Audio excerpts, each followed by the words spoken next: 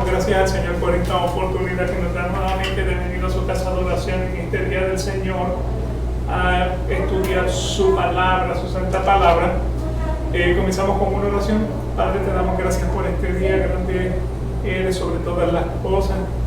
Te damos gracias, Señor, por la oportunidad que tú nos das de traer esta palabra tuya a todos nosotros, para que nos lleve al conocimiento de la verdad, al conocimiento tuyo y de Jesucristo, el Espíritu Santo.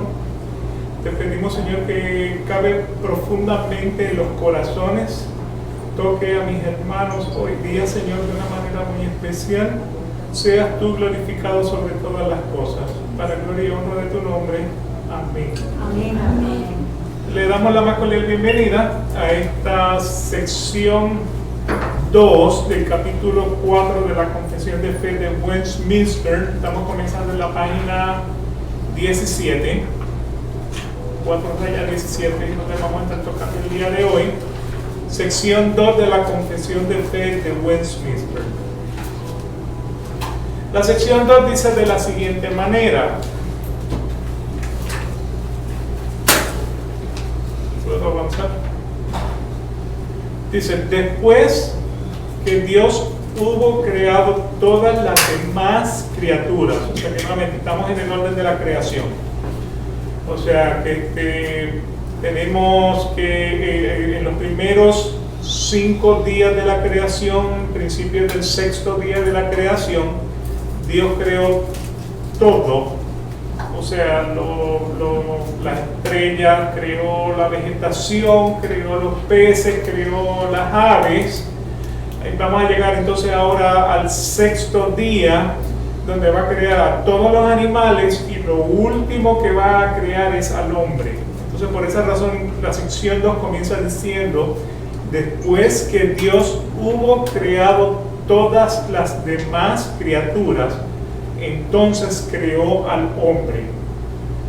Entonces, varón y hembra. O sea que hombre no es, o sea, un ser masculino, sino que hombre es lo que define, se puede utilizar tanto para mujer como para hombre, o sea, masculino, o para varón como para mujer.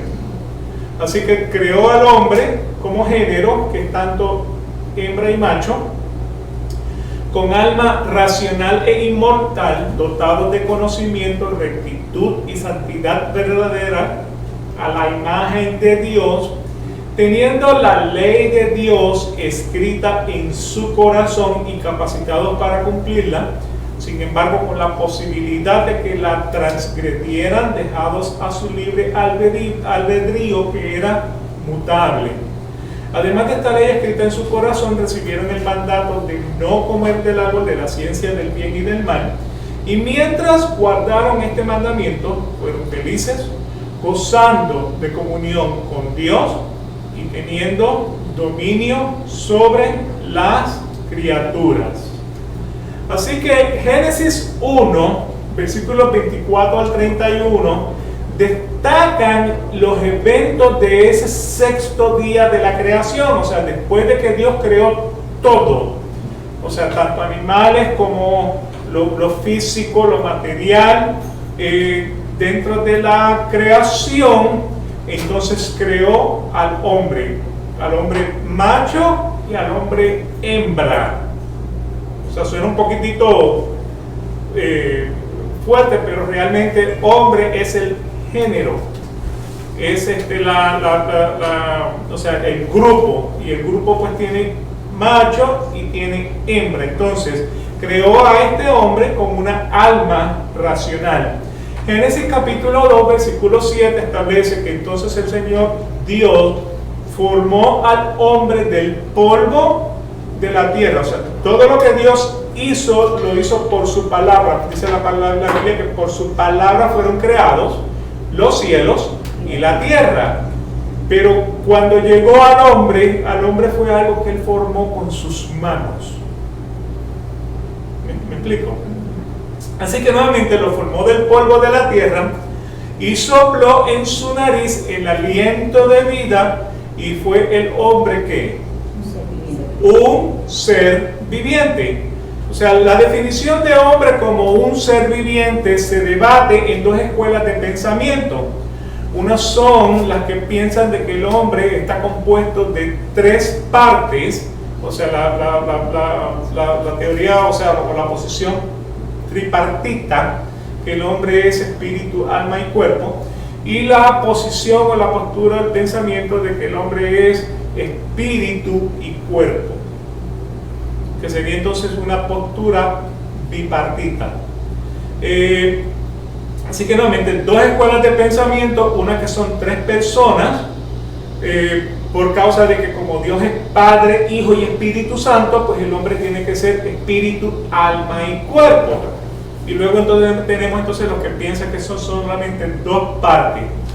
Los que piensan que el hombre son tres partes, pues se apoyan en lo que dice Primera de Tesalonicenses, capítulo 5, versículo 23, donde dice: y que el mismo Dios de paz os santifique por completo, y que todo vuestro ser, y ahora, o sea, acuérdense que en Génesis creó, le dio el aliento de vida, y fue un ser viviente. Así que ahora todo vuestro ser, o sea, ¿cómo vamos a definir un ser? Espíritu, alma y cuerpo, sea perseverado irreprensiblemente para la venida de nuestro Señor Jesucristo. ¿Quién escribió Primera de Tesalonicenses? ¿Quién es el autor? Además del Espíritu Santo, o sea, ¿a quién se le atribuye la carta a Tesalonicenses? Al apóstol Pablo. Al apóstol Pablo. O sea, ¿El apóstol Pablo? Sí, señor. El apóstol Pablo. O sea que nuevamente, pues, aquí en esta carta, Pablo está definiendo que todo vuestro ser, o sea, vuestro ser por completo, o sea, el hombre completo, o sea, el hombre tanto en su forma física como en su forma espiritual, se compone de espíritu, alma y cuerpo. Hebreos 4:12 dice: porque la palabra de Dios es viva y eficaz, más cortante que cualquier espada de dos filos, penetra hasta la división de qué? Del alma y del espíritu. Por, o sea que nuevamente pues tenemos ahora una segunda evidencia de que el hombre puede estar formado de alma y de espíritu. ¿Okay? Así que por esa razón establecen alma y espíritu. Sin embargo, el lenguaje de Hebreos 4:12 sugiere la extrema dificultad de distinguir entre lo que es el alma y lo que es el espíritu. ¿Qué es el alma? ¿Qué es el espíritu? Casualmente iba a hacer esa pregunta. ¿Qué diferencia existe entre ambas? Entre alma y espíritu. Estas son similares, o sea, ambas palabras se utilizan intercambiablemente para decir una puede ser la otra. O sea, porque alma, según el diccionario bíblico, se define como psuke, que denota el aliento de la vida, y luego el alma en sus varios significados, que los vamos a estar mirando un poquitito más adelante. Ustedes tienen una tabla ahí que sigue en la siguiente página. Espíritu, pues a lo que se refiere es, en primer lugar, el viento, que viene relacionado con neo, del griego 1.54 o 41.54, perdón. O sea, neuma viene de 41.51. Neo viene de 41.54, que es respirar o soplar. O sea que también se refiere como aliento. Luego, de forma especial, el espíritu, que a semejanza del viento es invisible, es inmaterial. Así que están relacionadas ambas palabras. O sea, para adelantarme, alma como tal, o sea, si vamos a lo que sugieren las iglesias pentecostales posiblemente, cuerpo, donde habita el alma y el espíritu, el asiento del alma y del espíritu. ¿Cuál es la diferencia entre el alma y el espíritu? El alma es mi personalidad, o sea, lo que soy yo, lo que me hace diferente a usted. Y el espíritu es ese punto de comunicación entre Dios y el hombre. O sea, así como generalmente los diccionarios quieren definir la diferencia entre alma y espíritu. Sin embargo, pues, o sea, la palabra alma y espíritu, alma viene de los griegos. La palabra alma viene del pensamiento griego, porque nuevamente ellos lo que establecen es lo siguiente: el hombre corrupto, el cuerpo es completamente corrupto. ¿Quién da el espíritu? Dios lo da. Dios es el que da el espíritu. Cuando el hombre muere, el espíritu regresa al Dios que lo da. ¿Ok? Entonces, los griegos lo que establecen es que entre el espíritu y el cuerpo tiene que haber un punto de transición. Ahora bien, por todo lo que han dicho, el espíritu nace con el hombre. Sí. Ahora, ¿el alma nace con el hombre o la adquiere después a medida que va desarrollándose como individuo? No, nace también con el hombre. Lo que pasa es, como le explico, o sea, el alma viene de los griegos. O sea, acuérdense que el Nuevo Testamento fue escrito en griego y luego la Septuaginta fue la traducción del hebreo al griego, o sea, el hebreo del Antiguo Testamento al griego. Entonces, por eso es que aparece la palabra alma. O sea, que si seguimos mirando en la tabla que ustedes tienen ahí, o sea, ¿cuál es la diferencia que existe entre alma y espíritu? Bueno, hay unos versículos que están destacados en esa primera línea de la tabla donde se establece que el alma es la parte inmaterial invisible del hombre, bueno, que es el espíritu. Exactamente lo mismo, la parte inmaterial e invisible del hombre. Pero si ustedes notan en la tabla del escrito, podrán notar que hay versículos que sustentan esto para el alma y hay versículos que sustentan esto para los propósitos del espíritu. O sea, no los voy a discutir todos por el hecho de que son muchos. Factor tiempo. El factor tiempo. Pero que nuevamente, si ustedes le tienen más interés en indagar, investigar en eso, pues pueden ir entonces a los versículos de referencia. Alma significa el hombre desencarnado, el hombre desnudo o desnudado. O sea que cuando no hay hombre, lo que está es el alma. El hombre a su desnudo. Espíritu, pues es el hombre fuera del cuerpo o desnudo. ¿Okay? Alma es el asiento de la personalidad explicado como sí mismo, lo que les estaba diciendo, o sea que el alma lo que destaca es la individualidad que tengo yo de usted. Espíritu sería entonces el carácter. Alma es el asiento de los elementos sensibles en el hombre, o sea, las emociones, aquello mediante de lo que se percibe, refleja, siente o desea. Y el espíritu pues también se define como el elemento sensible del hombre, aquello por lo que percibe, reflexiona, siente o desea. Alma es la vida natural del cuerpo. Espíritu es el hombre interior, expresión que solo se usa del creyente, la nueva vida. O sea, alma es el asiento de la voluntad y del propósito, espíritu es el propósito y el objetivo. Alma, personas, individuos, espíritu, cualidades y actividades morales buenas y malas. O sea que nuevamente, si ustedes notan, con diferentes versículos hay una relación directa que alma y espíritu pueden ser exactamente la misma cosa. Bueno, vuelvo y digo que, o sea, ¿de dónde viene alma? Alma viene de la creencia de los griegos. ¿Me explico en eso? O sea, que los griegos son los que dicen el cuerpo es tan inmundo, el espíritu es tan santo, entre espíritu y cuerpo Tiene que estar el alma. tiene que estar el alma. Ahora vuelvo y le destaco.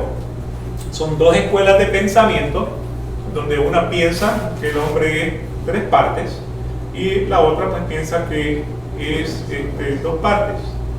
O sea, se podría suponer que cuando uno muere se pierde el alma y se queda el espíritu, y se va el espíritu con Dios.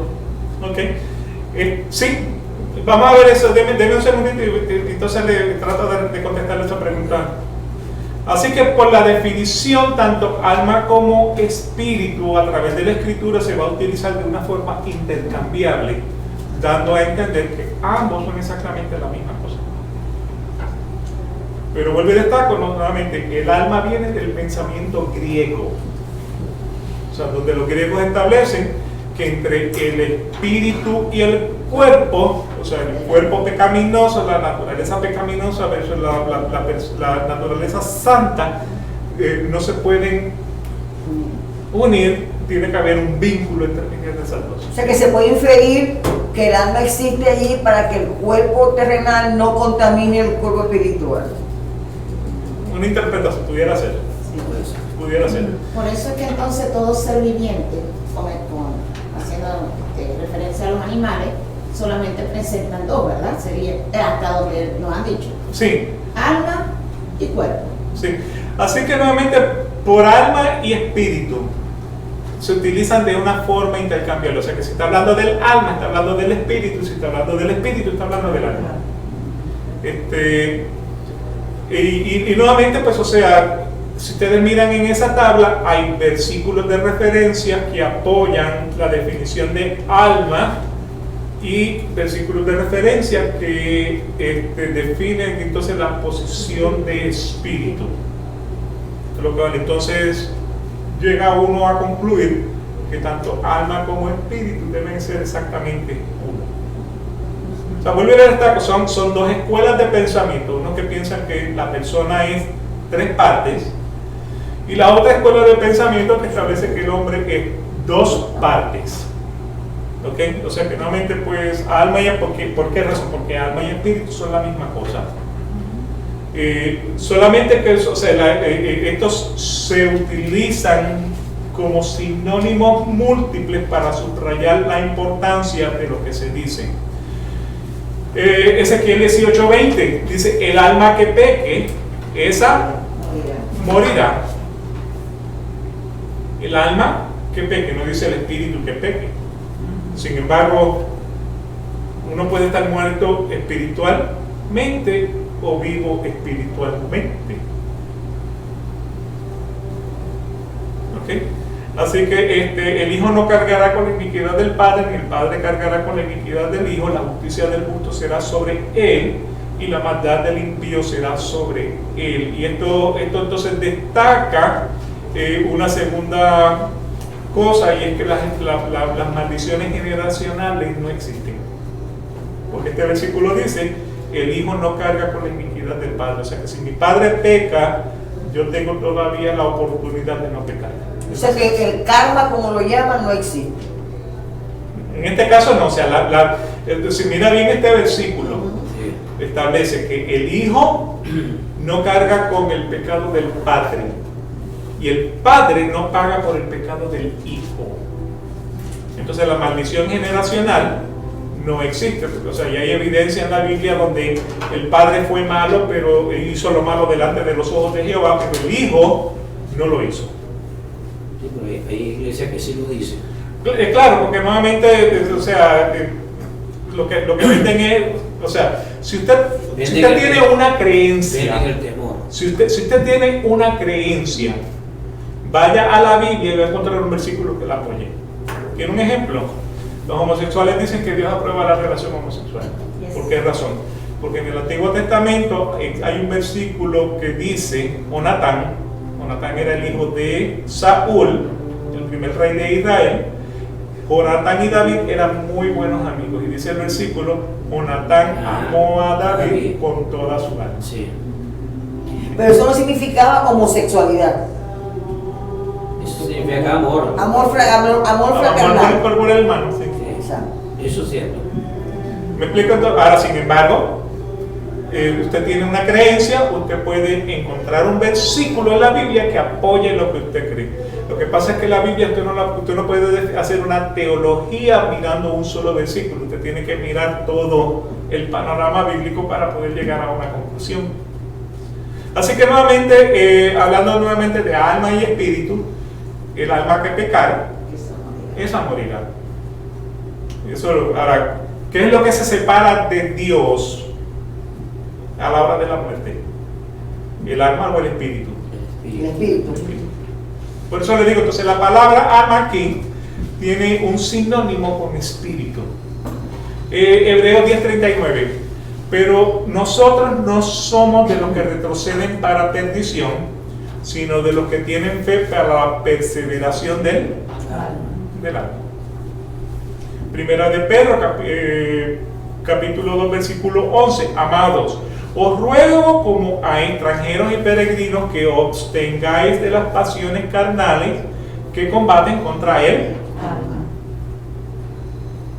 La guerra es espiritual. Sí. Okay. Mateo 22, 36 y 37.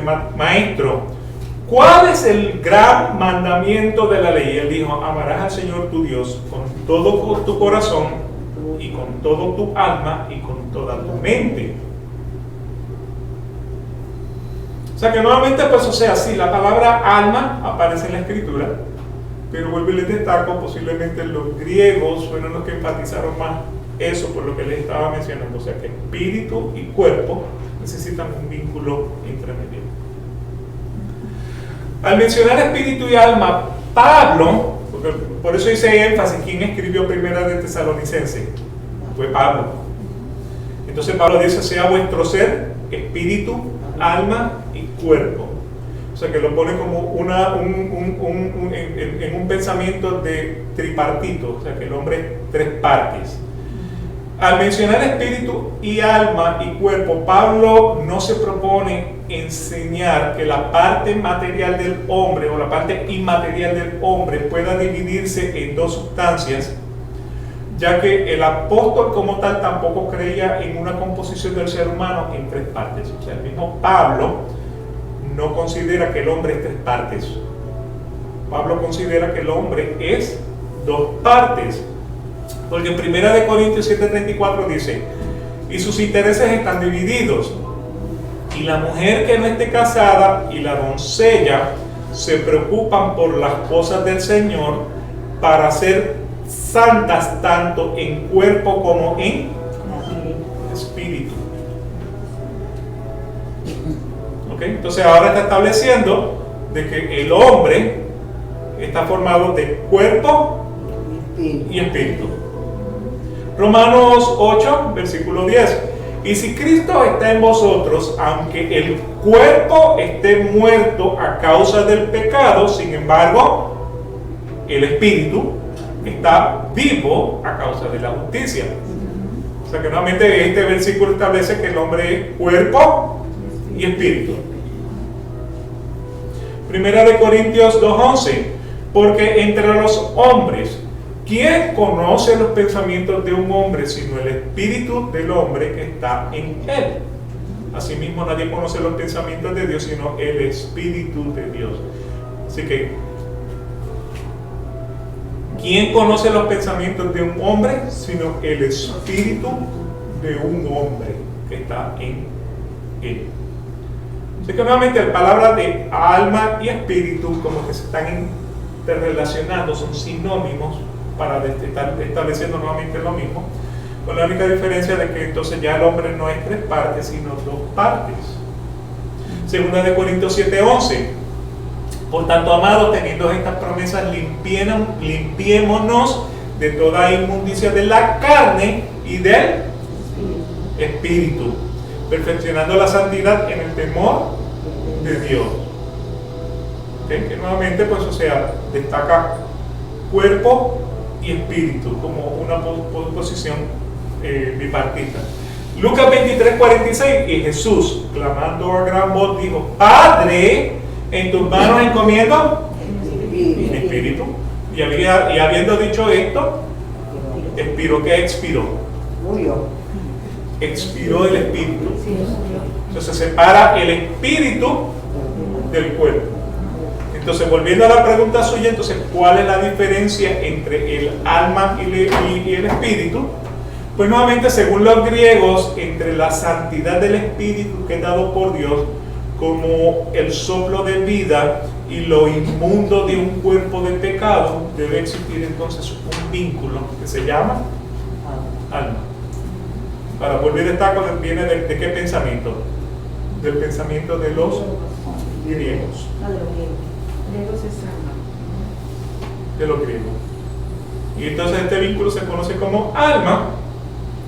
Para la persona de pensamiento del hombre en tres partes, el espíritu se diferencia del alma porque el espíritu es considerado entonces como universal, cuando que el alma es individual. O sea, nuevamente vuelvo y destaco, alma es lo que me diferencia a mí de usted, a pesar de que tenemos pelo, tenemos ojos, tenemos orejas, tenemos boca, tenemos brazos, tenemos manos, o sea, tenemos todo, exactamente todos los mismos órganos, porque somos hechos del mismo género. Esto quiere entonces decir que nuevamente, pues, o sea, lo que me va a diferenciar de usted y de mí es el alma, es mi individualidad, mi personalidad, lo que me hace diferente. Con respecto a la pregunta que hizo mi esposo, muchos estudios científicos, han manifestado que cuando el individuo muere, lo han captado en cámaras, sale un algo, ¿verdad? Esa. Como que me estoy adelantando. Sí. Sí, no, dígame. Sí, sale algunos lo definen como alma, ¿verdad? Ahora bien, surge la pregunta, ¿es el alma o el espíritu?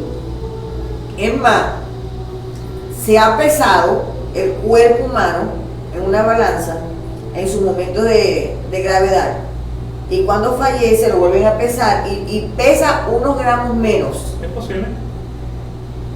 Se manifiesta que ese peso que está faltando allí es lo que se desprendió. La parte espiritual. Exacto. La parte... Vuelve a destacar, o sea, alma y espíritu. Entonces, si vamos a través de la Biblia, vamos a encontrar, o sea, por la definición, son definiciones iguales. Hay diferentes versículos que van entonces a substanciar esa característica de alma versus espíritu. Sin embargo, la definición es exactamente la misma. Por lo tanto, entonces alma y espíritu tienen que ser sinónimos, y está hablando exactamente de la misma cosa. Yo diría que la diferencia esa de gramos que hay ahí no es el espíritu, sino lo que se queda en el alma, que ya se acabó cuando se murió. ¿Sí? Todo eso malo, todas esas cuestiones, la personalidad, todo eso que tenía el cuerpo. ¿Sí? Así que nuevamente, pues, o sea, el espíritu es el elemento más elevado. Puede ser reconocido como el elemento vital dado al hombre de parte de Dios, y el alma como la vida resultante constituida en el individuo, siendo el cuerpo, o sea, el organismo material, cuando entonces el cuerpo es animado por ya sea el alma o ya sea el espíritu, o alma y espíritu simultáneamente. Ahora, sin embargo, pues nuevamente ambas, tanto, o sea, alma y espíritu tienden a ser sinónimos. O sea que cuando está hablando de alma, va a estar hablando de espíritu. Cuando está hablando de espíritu, está hablando de alma. ¿Okay? O sea que nuevamente hay dos escuelas de pensamiento. O sea, ¿cuál está correcta? Hace diferencia para los propósitos de la salvación. No sabemos. No, pero o sea, ¿qué diferencia? O sea, volvemos a la creación. ¿Qué diferencia hace que yo piense que la Tierra tiene 6.000 años, 10.000 años, 6 millones de años, 6 millones de años para los propósitos de la salvación? La fe es lo mismo. O sea, yo lo que tengo que creer es lo que dice Génesis capítulo 1, versículo 1. En el principio Dios creó los cielos y la tierra. Yo no creo en la evolución. O sea, porque si Dios es mi creador, Dios es mi redentor. Y no importa cuánto tiempo, o sea, Él vive en la eternidad. O sea, yo no estuve allí, yo no lo puedo discutir. ¿Me explico? Pero a mí lo que, o sea, la palabra a mí lo que me exhorta es a creerlo, porque sin fe es imposible agradar a Dios. Y una de esas creencias es que Él hizo todas las cosas en la creación. ¿Me explico en eso? O sea, eso puede hacer la diferencia para la salvación, pero que si fueron 6.000 años, 10.000 años, 6 millones, 6 billones. ¿Me explico? O sea, hay cosas en las que tendemos a ser triviales en relación con la Biblia por interpretación, pero lo que tenemos que ver es qué diferencia hace para los propósitos de la salvación. ¿Me explico en eso? Entonces, pues, nuevamente hay cosas que no, o sea, que como decía o sea, cuando iban a cernir el trigo de la cizaña, lo tiraban al aire, caía el trigo, y entonces la cizaña, entonces eso es lo que se convierte entonces esa conversación, o sea, cizaña en el aire, que realmente pues, o sea, no es productiva. O sea, lo importante es si hace diferencia para la salvación. Si no hace diferencia para la salvación, Es insignificante. lo que usted crea versus lo que yo crea, pues. O sea, si usted me pregunta a mí, pues yo creo que es bipartito. O sea, cada vez que yo mencione, voy a decir espíritu y cuerpo. Sin embargo, pues si se utilizó la palabra alma es porque aparece en la Biblia. Pero para mí, alma es sinónimo de espíritu. Perdón. De espíritu. ¿Me explico? Así que nuevamente, pues, o sea, la diferencia está en que una persona tripartita piensa en espíritu, alma y cuerpo. Una persona bipartita piensa que espíritu y alma son la misma cosa, así que también de cuerpo, espíritu, o sea, hay una porción material y hay una porción espiritual. O sea, porque una cosa que la Biblia no nos define es qué ocurre con el alma. O sea, cuando Cristo dijo en la cruz, Padre, en tus manos encomiendo Y espíritu. No mi digo espíritu, ¿qué pasó con el alma de Jesucristo? O sea, murió con el cuerpo. Pero si tomamos la opinión bipartidista o Bipartita. bipartita, bueno, sí, me fui a lo como son sinónimas, Ujú. se fueron juntas. Se fueron juntas. Sí. Así que nuevamente, pues, o sea, lo que pasa es que o sea, por ejemplo, dice la palabra que el cuerpo va a la tierra, el polvo se convertirá y el espíritu regresa a Dios que nos dio, y el alma. Ahora bien, aquellas personas que creen en la reencarnación, Ujú. el espíritu queda en el vivo o regresa en otro cuerpo. Lo que pasa es que para los propósitos del cristianismo la reencarnación no existe, porque la palabra establece viva el hombre una vez y después el juicio. Y un poquitito más adelante lo voy a estar destacando precisamente esa posición. Así que nuevamente lo que estamos tratando aquí está en Lucas 16, lo vamos a estar tratando en un ratito, si me da tiempo el día de hoy, pero si no, pero se lo tratamos. Así que nuevamente lo que estamos tratando es, Dios creó al hombre, varón y hembra, los creó. Puede ser, o sea, le puso el aliento de vida, el soplo de vida espiritual. Vuelvo y destaco entonces que hay dos posiciones, tripartita y bipartita. Así que nuevamente existe la posibilidad de que alma y espíritu estén hablando exactamente de lo mismo. Sin embargo, pues, los griegos establecen que el alma es ese punto entre espíritu y cuerpo. Génesis 1:27, creó pues Dios al hombre a imagen suya, a imagen de Dios los creó, varón y hombre los creó. Génesis 2:18, y el Señor Dios dijo, no es bueno que el hombre esté solo, le haré una ayuda idónea. Entonces en Génesis, estoy seguro que es el capítulo 2, 21 y 23, entonces el Señor Dios hizo caer un sueño profundo sobre el hombre, y este se durmió, y Dios tomó una de sus costillas y cerró la carne en ese lugar, y de la costilla que el Señor Dios había tomado del hombre, formó una mujer y la trajo al hombre. Y el hombre dijo, esta es ahora hueso de mis huesos, carne de mi carne, será llamada mujer porque del hombre fue tomada. ¿Sí? Nuevamente, al sacarla de la costilla, o sea, no la pone superior al hombre ni inferior al hombre, A su lado. a su lado. ¿Ok? Dios hizo al hombre inmortal. Dios, cuando creó al hombre, lo hizo inmortal. En Génesis capítulo 2, versículos 16 al 17 dice: y ordenó el Señor Dios al hombre diciendo: de todo del árbol del huerto podrás comer, pero del árbol del conocimiento del bien y del mal no comerás, porque el día que de él comas, ciertamente. Eso significa que si no hubiera comido del árbol, hubiera vivido una eternidad. Así que lo hizo eterno. ¿Qué significa muerte? Muerte significa separación. Separación. En la muerte física, el cuerpo y el espíritu se separan. Y la parte espiritual significa, o sea, y el espiritual significa estar en la presencia de Dios o separado de la presencia de Dios. O sea, la muerte espiritual es lo que quiero decir. ¿Okay? Así que muerte significa separación.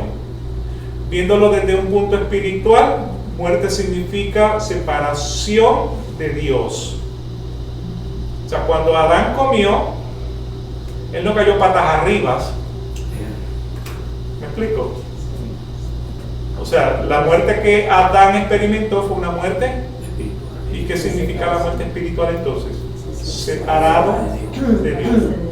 Usted puede estar muerto espiritualmente o puede estar vivo espiritualmente. O sea, vivo espiritualmente es en la presencia de Dios. Así.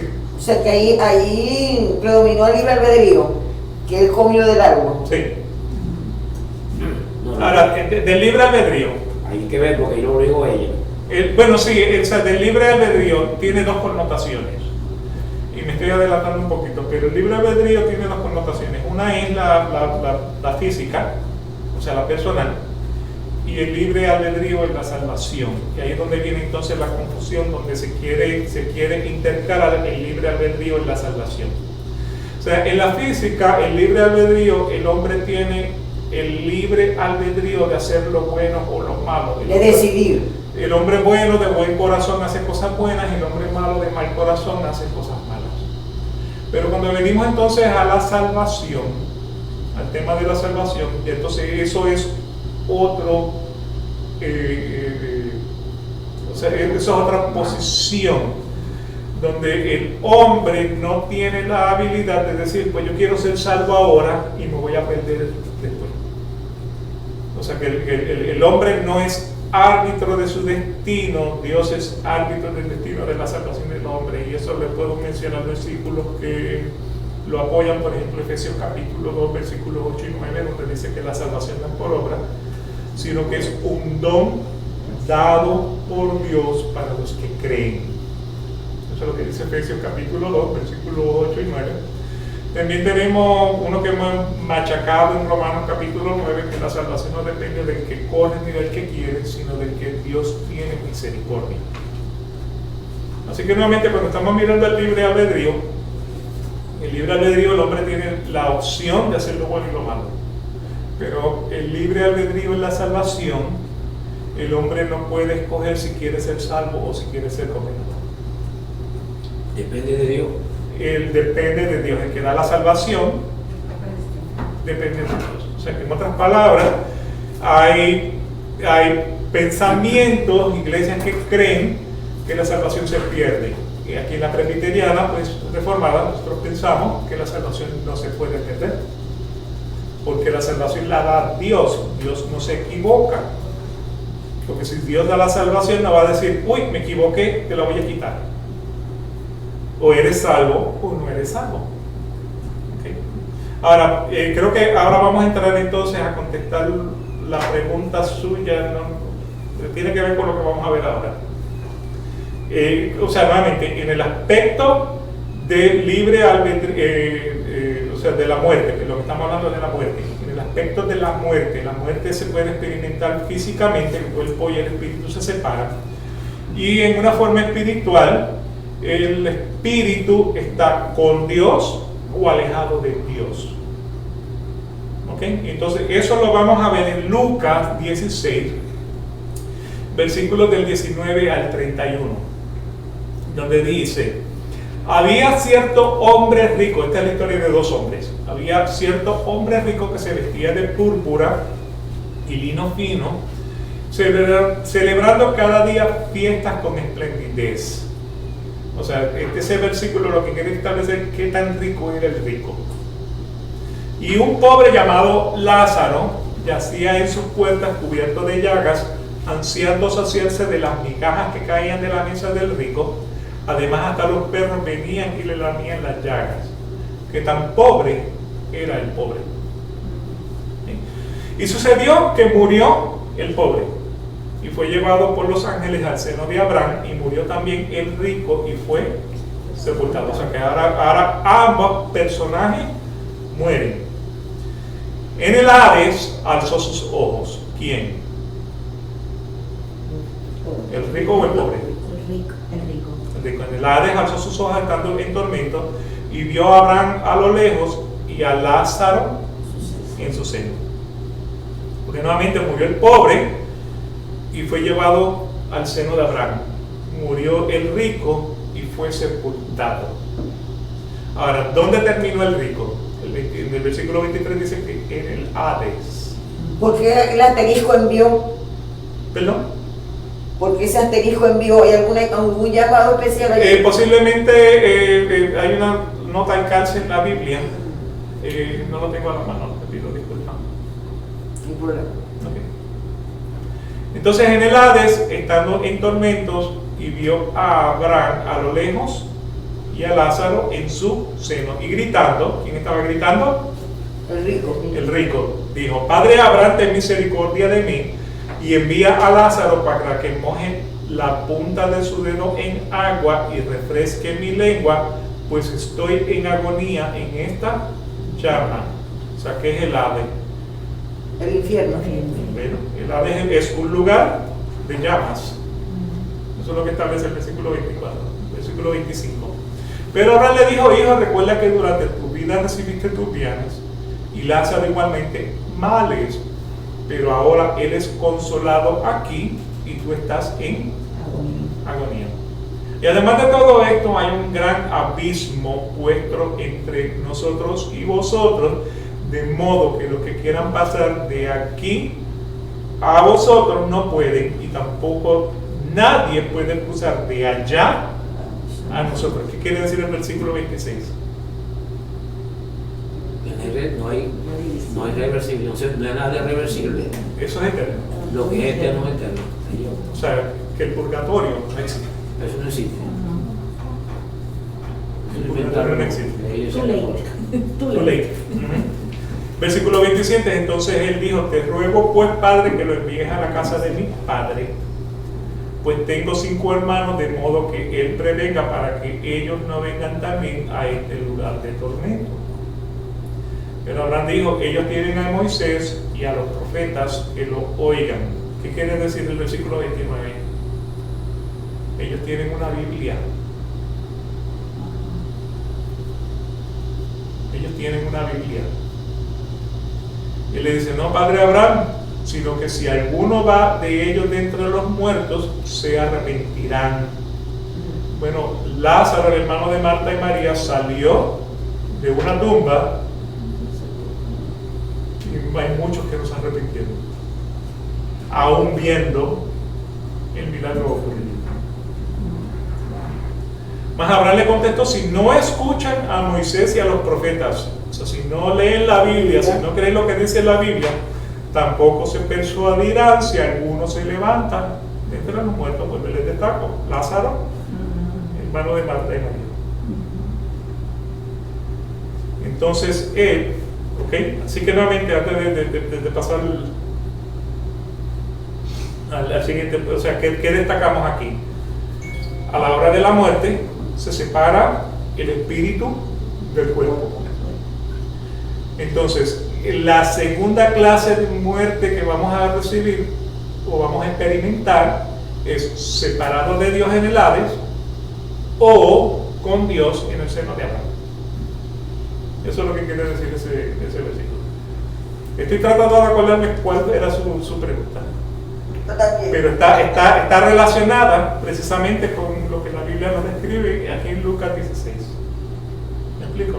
Sí. Y eso no es Alzheimer, eso es un lapso. Y vejez tampoco lo es. ¿Cómo? No. Es el ACE. Es el ACE. ¿Me explico entonces? O sea que realmente, pues, o sea, lo que se separa, o sea, se separa el hombre, ya sea, o sea, alma o espíritu, cuerpo y espíritu se separan en la muerte. Eso es lo que significa la Mucha muerte. gente cree que no hay castigo. Entonces, el hombre da un paso y entra en la eternidad. O sea, Dios creó al hombre a su imagen y semejanza y lo hizo eterno. Eterno para vivir en su presencia o eterno para vivir alejado de su presencia. Yo siempre he tenido una duda Diga, y la voy a plantear aquí. por favor. Dios es bueno, Ujú. es omnipotente, es omnipresente y perdona. ¿Sí? Ahora bien, nos perdona a todos, aun siendo nuestros pecados sumamente graves. Hay un solo pecado que la palabra establece que no se perdona.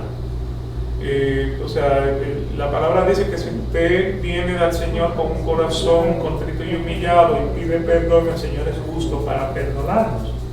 Pero hay un pecado que realmente no se perdona, y se lo puede ver en Juan capítulo 3, y el pecado es incredulidad.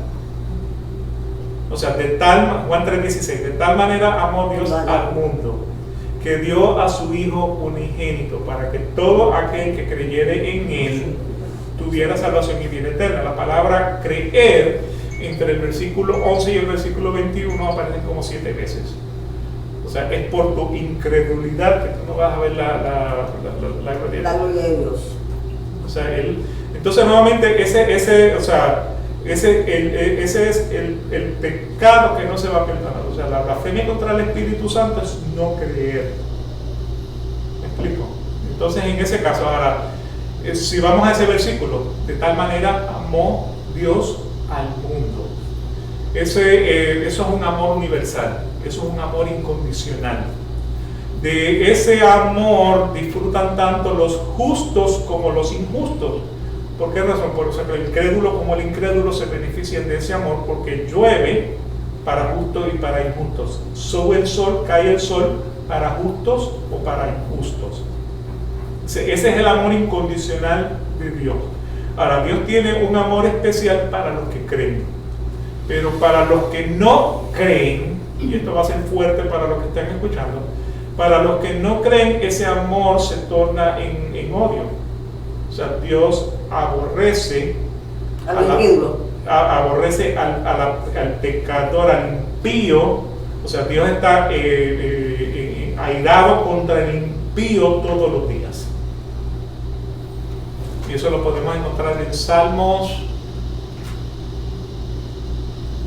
me parece que es 5, 7 y 11, aparece una línea de esa índole, de que Dios está airado contra el pecador todos los días. Aborrece Dios al impío por sus acciones. Y nuevamente entonces ahí entra ese libre albedrío, donde el hombre, pues, o sea, elige hacer lo bueno o elige hacer lo malo. ¿Okay? Así que volviendo entonces al tema de o sea, la separación en Lucas 23:43, entonces a Jesús hablándole al ladrón en la cruz, le dijo: en verdad te digo, hoy estarás conmigo en el paraíso. O sea que nuevamente en el momento de la muerte, ¿qué pasa con el hombre? Espíritu y cuerpo se separan. Cuando se separan, o sea, el espíritu tiene dos destinos, o sea, para salvación o para condenación. Para salvación significa que viene o sea, va a estar la eternidad con Dios. Para condenación significa que va a estar entonces en el Hades. Y eso entonces lo que vemos entonces en Lucas capítulo 16, del 19 al 31. Existe un acto de constricción. ¿Perdón? Existe un acto de constricción ahí. Explíqueme, por favor. Por ejemplo, cuando en la reunión que yo me levanté, un acto de constricción es que al momento ya de mi muerte yo me puedo arrepentir. ¿Sí? Pero si he sido tan malo, tan impuro, ese acto de contrición me puede salvar en ese momento. El hombre no se salva por obras. El hombre se salva porque Dios tiene misericordia del hombre. Eso nuevamente lo vemos en Romanos capítulos 9, 14, 15 y 16. Tendré misericordia del que yo quiera tener misericordia y tendré compasión del que yo quiera tener compasión, porque la salvación no depende del que quiere ni del que corre, sino del que Dios tiene misericordia. Puede ser el último momento salvífico, solamente Dios lo decide. O sea, no se salva ni se pierde por sus obras. Correcto. Uno no se pierde ni se salva por, o sea, no se salva por sus obras, no se pierde por sus obras. Usted se salva porque Dios tiene misericordia de darle salvación a un hombre que no se la merece. O sea, el hombre que asesinó a sus hijos Tiene todavía la oportunidad de ser salvo. y se arrepiente después de que los asesinó. Claro.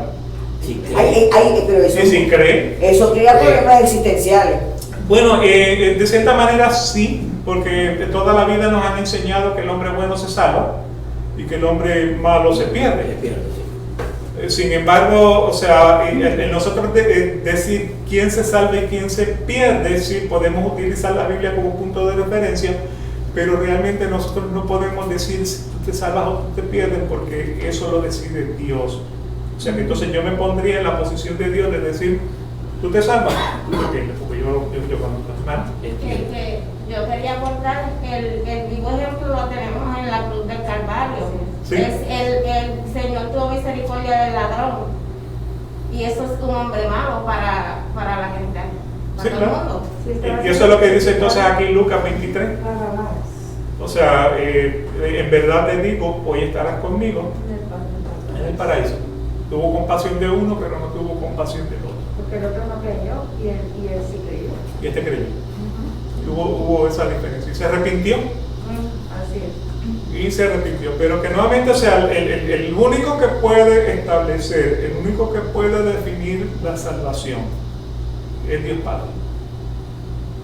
Es el único. Nuevamente, Efesios capítulo 2, versículos 8 y 9.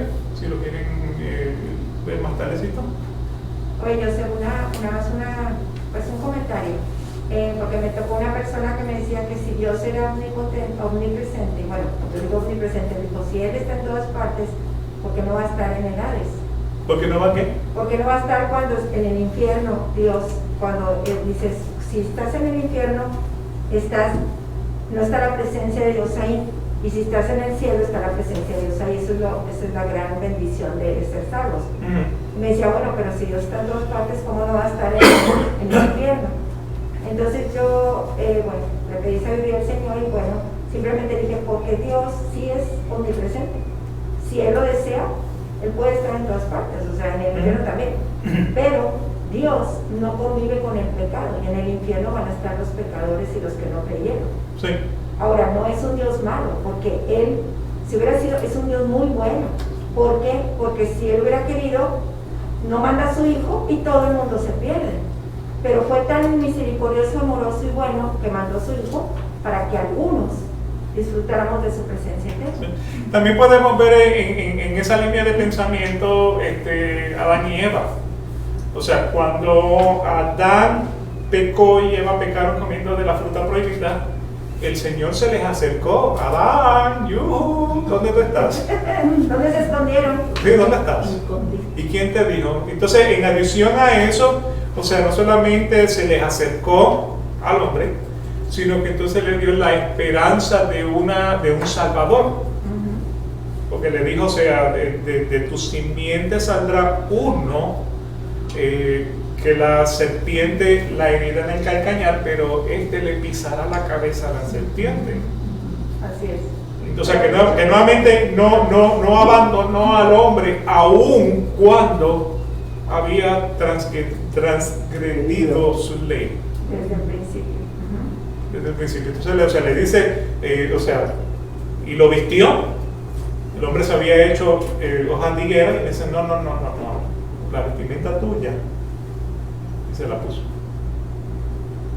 O sea que no solamente se acercó al hombre después de haber pecado, le dio la esperanza para una resurrección y vistió al hombre que estaba desnudo. Por amor y misericordia. Ahora que usted dice hojas de higuera, ¿cuál fue la fruta prohibida? La Biblia no dice. No La dice. desobediencia. O sea, la desobediencia es Que no debe comer de ese o sea, árbol. pudo haber sido una piña, ¿no? Sí, por eso.